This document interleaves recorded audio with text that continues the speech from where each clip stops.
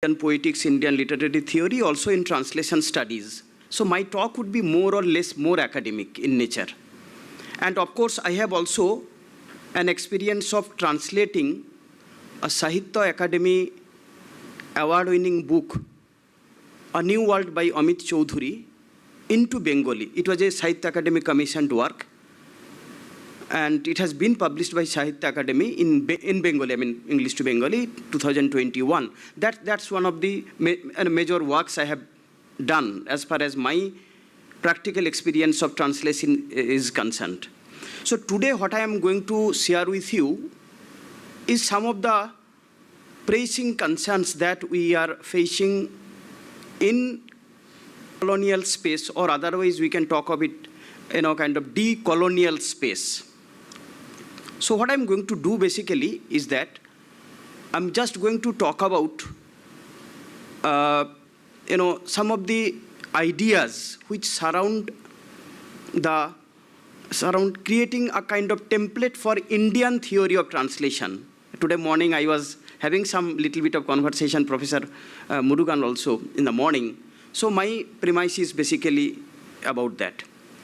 So let me begin by a comment, I think a very serious comment made by an eminent Indian critic, Professor Indranath Choudhury.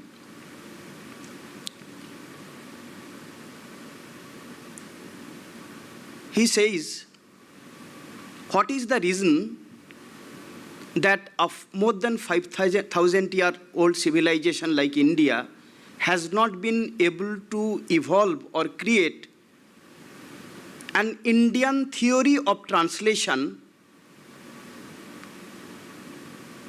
This is number one. And number two, second part is that, why have we not been able to create an authoritative text on Indian theory of translation in line with Panini's Ashwadhyayi, Tolkappiyar's Tolkappiyam,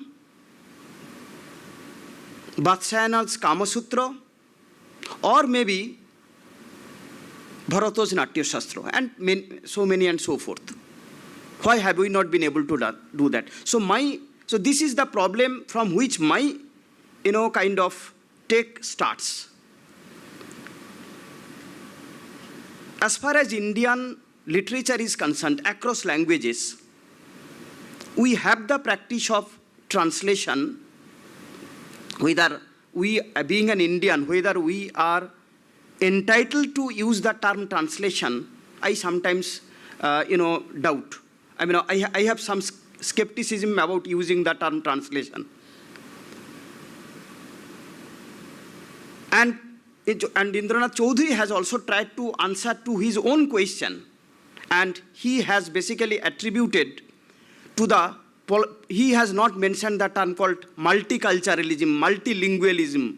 Again, I think these are all problematic terms in Indian context. Rather, he has used the term called polyglottism, as Suniti Kumar Chatterjee has talked about it. I think that's more a fitting kind of term for that, because multiculturalism and multilingualism can be a viable term, but multiculturalism generally, again, it has got its Western connotation also.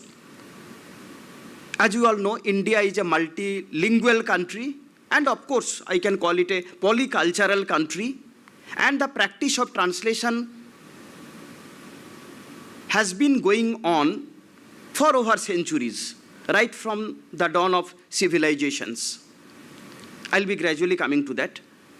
And another interesting thing is that there is no singular or particular term for the word, English word I must say, called translation in Indian context. We have multiple terms. We call it, Anubad, we call it Bhasantar, we call it Rupantar, we call it, Tarjuma in Arabic, and many more terms. Of course, in Tamil, Malayalam, and all the South Indian languages, we have specific term for that. So the multiplicity of this particular term also indicates the theories, though there are no theories at all also, I must say the diversity of the experiences of translations. And as you all know, if we think of one, generally when we talk about, and there are lots of debates also. So this is one part of it, the kind of diversity of experiences as implied or embedded in this particular kind of term also. Shows the diversity of experiences, shows the diversity of approaches, shows the diversity of our, kind of, what should I say, maybe cognitive experiences or aesthetic experiences or the philosophical kind of experiences towards the act of rendering, if I am permitted to use that word instead of translating. And as you all know that ancient Indian, when we think of the ancient Indian context also, basically we can divide it into two contexts. I mean, basically Indo-European group of languages, as we all know, and then the Dravidian languages also. So as far as, I don't want to go into those language politics also, because as Indo-European group of languages are concerned, as we all know, Sanskrit had been occupying a predominant position in the ancient India. And on the other hand, as far as the Dravidian languages are concerned, Tamil is one of the most important and formidable classical languages, and then Malayalam, Telugu, Kannada, those languages gradually followed it. And we all know that both these two important languages belonging to two different linguistic groups, they have their ancient classical texts also. As far as Ramayana and Mahabharata are concerned, we all know that it has been translated or rendered into regional tongues, and we have Kamban's Ramayana, we have Saroladasi Ramayana from Odisha, we have Krittivasi Ramayana in Bengal, we have Ramcharit Manas by Tulsidas in Hindi, and many more. Now, I don't want to go into those debates that whether, there has always been debates as far as translational practices are concerned. Whether it's whether translation should be transcription, as P. Lal has already talked about it. Even Sujit Mukherjee, P. Lal, Indranath Chaudhuri, many of the contemporary Indian literary, writers, critics, they have given their different kind of opinions. So basically, I'm going to talk about that. So now the question is that as far as the practices are concerned, so we have been very much successful. And as far as Indian practice of translation is concerned, it has always been creative in nature. And as you all know, we have made use of we call it, reappropriation, retelling, interpretation, and many more kind of things we have done. Retelling of the Ramayanas. Sometimes also it is sometimes called misappropriation, when, as you all know, in the name of creativity, we have the term, many critics have used this term, that when a parallel Ramayana is being created, you have not done justice to the original. But in Indian context also, we have always been self-reflexive. We have always followed the creative impulse of the, impulse of the translator, because in Indian context, a translator has never been a gatekeeper, as it has been pointed out in the Western context also. A translator has never been given the status of a kind of a blind or a mechanical imitator of the creative text also. A translator is as important as that of the original writer. Because in Indian theory of, if you think of the Indian literary theory also, Abhinavagupta, Anandabardhan, they have been as important as that of any creative writers also. Because in Indian tradition, Sahitya Samalachana, the literary criticism and the creative arts, they have been given equal footing. Because we all know that, poets, again in Indian traditions also, we call poets as acharyas. Poets are, poets are, of divine nature. Basically, as you know, in Indian context also, whatever we call it in the name of drama, those kind of categorizations that we have in contemporary epics, itihasas, Puranas, and all these kind of things. Basically, in ancient Indian context, particularly in the Sanskrit context, they were all known as poetry, kavya. I do not know in Tamil, I do not know whether Silapatikaram and that kind of divisions were made under that particular. I have absolutely no idea, I do not know. Because in ancient Indian tradition, particularly in Sanskrit traditions also, even Ramayana, Mahabharata, everything was a kavya. All tragedies, as you know, tragedy was markedly absent in Indian tradition, Sanskrit tradition, I must say. So now the second, kind of take that I am going to talk about it, basically it's how can we think of developing an Indian template of translation? I have been actually working on this for a long period of time, and I'm just going to share with you, some new directions that can be made out of it. Because as you all know, today we are also, kind of morning we are thinking that whether literature comes before or maybe grammar comes before. Of course, the literature comes before. And then, based on the practice of literatures, based on the cultivation of literature, we, kind of evolve rules out of it. So I personally think that there is a lot of, potential for developing an Indian template of translation, if I can do that. So basically I'm going to share with you 3 important things. One is that, and that is basically based on Indian poetics. I mean, how insights from Indian poetics, Indian grammar, and also the philosophical tradition, because there are many more. I'm just going to share with you 3, very briefly. The first one is called, Indian poetics, as you all know. As far as Indian poetics or Indian literary theory is concerned, we call it Bharatiya Alankar Shastra.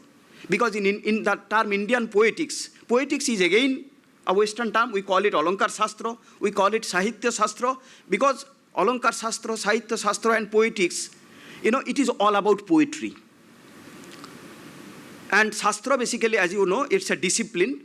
Now, when we talk about Alankar Shastra, why it has been called, poetics has been called Alankar Shastra? Because it is, according to 7th century Indian poetician Bhamaha, that, poetry, no poetry can be made without the embellishments. I mean, he was trying to make a, kind of differentiation between the normal, ordinary, day-to-day mundane expressions and the poetic expressions.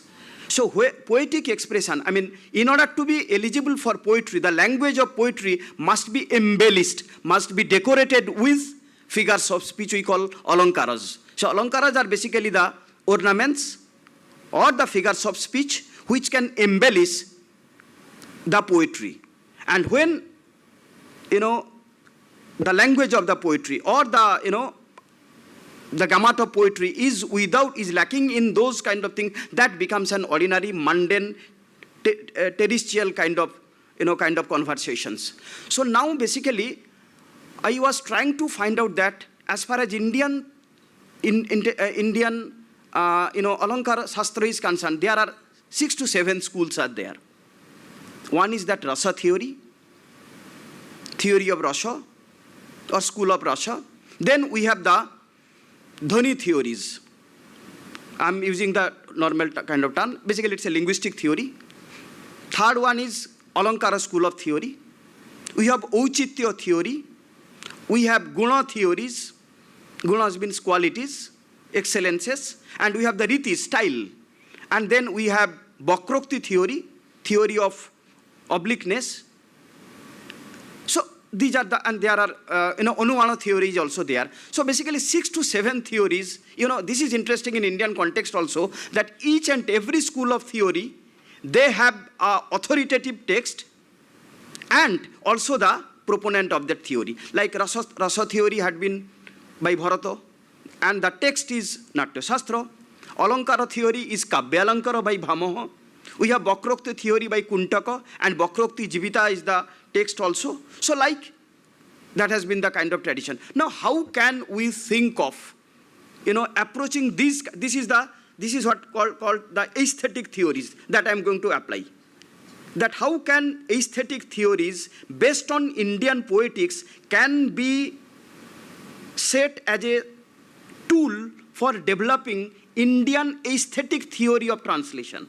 And then, let me put it, and then I was thinking, as far as the second part is concerned, philosophical theory, okay? Philosophical theory. Because we all know, Bimal Krishna Motilal, the word and his world. As you all know, when we think of the philosophy of language, philosophy of language is one of the most important disciplines. Because when we are, looking at the, kind of translation, basically we look at, initially at the level of the diction, isn't it?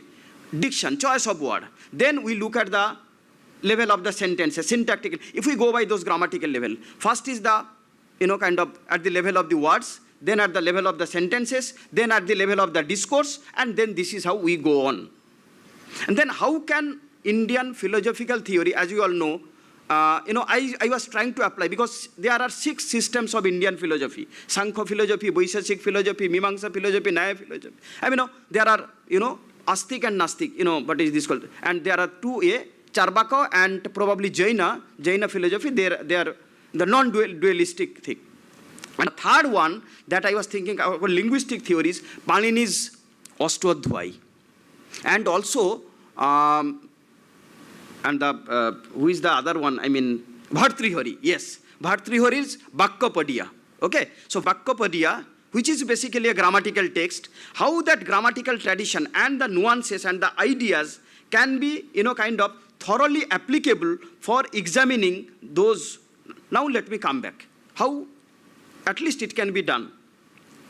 As far as rasa theory is concerned, because rasa theory is a, kind of is so kind of extensive and so extant that it can be possible to do justice, in even 10-15 lectures also. But I'll try to. Rasa theory, which appears in Bharatiya's Natya Shastra in chapter 6 and chapter 7 out of 36 chapters, in the context of drama. Because Natya Shastra, we know, it's a dramaturgy. It's a text on, encyclopedic text on drama. It is not a drama. It is about drama. How it, and all the 36 chapters of Natya Shastra, they have been, kind of talking about, starting from the, actors, actresses, stage direction, music. There is not a single item which is left out of the orbit of drama. Okay, what should be the music? What can be the, how many types of naikas, heroines should be there? What kind of dresses should be there? What kind of musical instruments should be there? And for what kind of occasions? Extensively. And only chapter 6 and 7 are devoted to rasa. Now, what is rasa? Because rasa, again I tell you, rasa is an original term. We can call it, many people have, like Manmohan Ghosh, who has translated Natya Shastra originally from Sanskrit into English, has used the term called sentiment. Some people have used the word called state, mental state. Some people have used it called like emotion. So whatever it might be. So I am using the term rasa. So rasa is basically a human emotion. Okay, human emotion. How we see, thinking and emotions are not the same. Thinking and emotions, we don't want to go into those things. Basically, if I talk about those in Indian poetics, rasa theory, 8 kind of emotions are there. Like what are they? Love, anger, kind of disgust, surprise. Okay, all these kind of are there.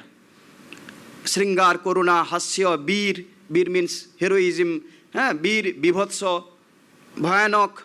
Fear, and the last one is, which has been generally considered as an interpolated version of Natya Shastra, called quietude. And it is of the opinion that, so we have all kind of state of love, we have all state of fear, we have all state of surprise whenever we look something grandiloquent, whenever something unusual or weird, we become. So everybody, each and every human, and there are, kind of transitory states. There are, many 54 transitory states are there.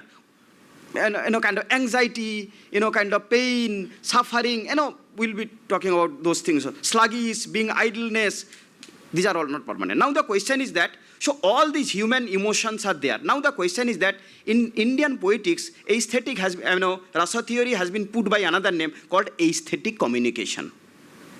This is how, okay. So rasa theory is basically a kind of communication, but an aesthetic communication. How does it happen? So when we go for watching performances on the stage, it can be a theatrical performance or cinematic performances. When sensitive, as we all know, there is a term called, when a sensitive reader or an audience or a spectator goes into watching those kind of films, we are not watching only the body language. We are not watching the, when the, as the play or the, theater goes unfolding, we become associated with those kind of things. Sometimes what we, now what I'm trying to talk about here is that, so Rasa theory is basically an emotive space, the essence of a text, the aesthetic communication. So now please tell me, when we read, when you read a translated text, okay, or when you do read translation, do you think that you can do justice to a translation only by the linguistic part, as Mr. Pauline Selvam was talking about it, that he has not been able to translate some of the expressions which are so culturally embedded. Now question is that if you would like to do, because he was thinking that, indirectly what he was trying to say is that, that means the perfect aesthetic communication through those sentences will not be possible if he does a mechanical, isn't it? He was, from my point of view, I'm trying to explain what he could have done and what he could not have done. He didn't do that because he thought that the aesthetic communication, okay, the aesthetic communication that the readers will be having out of his expressions will not be communicated if he does a mechanical kind of translations. So now the question is that, so when we are reading a text, are we just reading the text in between the lines? No, we try to get the gist out of it, the quintessence out of it, isn't it? Because every story, the narrative of the story, takes us into an emotional route, emotional journey, isn't it? When you are reading Arkenarayan's Arkenarayan's guide right from the beginning, you are, taken for a ride by the author. It is such a, kind of engaging a text, isn't it? And as we move on, we gradually get to know what happens to Raju. Isn't it? So what I'm trying to talk about here is that, so a text is not just for word, is not just for sentences. Okay, it is not just a mechanical arrangement of the words. It is being involved. So invoking the emotion, invoking the temperament, invoking the spirit of the text is possible only by aesthetic communication. That is number one. Number two is, I'll just gradually give you two examples. When we come to the, again, see, without the linguistic part, we can never do justice to a particular text. I'll take another 5 to 6 minutes. When we think of translation, the linguistic part is very important, isn't it? When you are doing it from either Indian language to English, because the syntactic pattern, isn't it? We have to first think of it, how we can arrange the sentences. So the linguistic part. And I'm sure the Dhoni theory, because in Indian context, Dhoni is basically how the meanings can be produced. In Indian context, traditionally we all know there are two deep meanings, called figurative meaning and literal meaning. But in Indian context, there is one more meaning, Anandabardhana says, called indicative meaning.